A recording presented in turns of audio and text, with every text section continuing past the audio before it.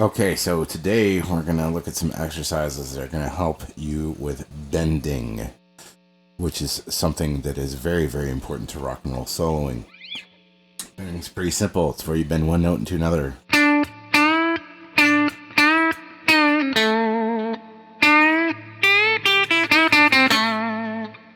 Pretty cut and dry, pretty easy, the cornerstone of every good rock and roll solo. So, first thing is, you have to develop your hand strength with your left finger.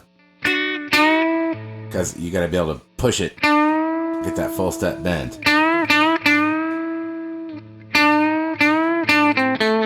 It's also important to know how to position your hand. So, in this case, whenever I'm bending, I always try to keep the finger I'm bending with, in this case it will be my ring finger, flat. I'm actually flattening my finger out as I go. It's allowing me to push the string up on the fret into the note I want it. In this case, I've got a fucking choking grip going on and my thumb is wrapped completely around the guitar. This is a thinner neck guitar, so that's going to happen a lot with this one.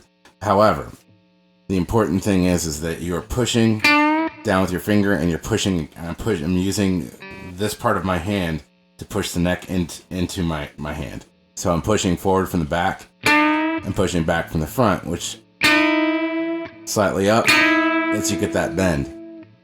You can also, when you're going up high, depending on your positioning, you can get your thumb so you're basically pinching your guitar, like so. So my thumb is giving me my stability against my finger in the front. Or you can go straight up and down and you end up using your finger, your pointer finger and your thumb, like you're pinching. So you're pinching your neck and just pushing that string up. And that's a bend. Now, a good exercise if you want to know how you're doing on your bends, a good way to test if you're getting a full step or not, when you're on your G string and your B string. It's a 2 fret movement. 1, 2, 0, 1, 2. This note, when bent a full step, will match this note if you're in standard tuning. And that is a full step. Because this, same note. So you just want to bend up into it and alternate between your strings and hold it to get an idea of what that tension is supposed to be like. Same thing if you're doing your B string and your E string, except it's 3 frets, because this note here, you're on the 8th fret, slide up to 10, same as 5.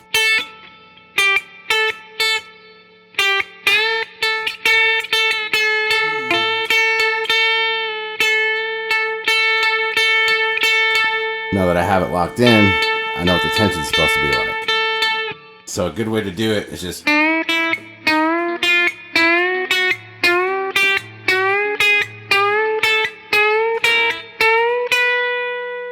the same thing on the B and the E strings.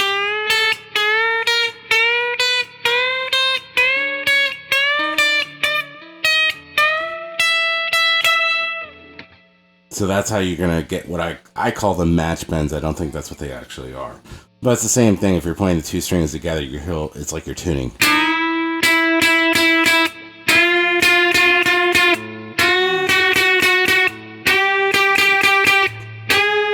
And the same thing on the 2 bottom strings. So that's a good exercise, is going up and down the neck to get an idea of where your tension should be and how smooth your bends are.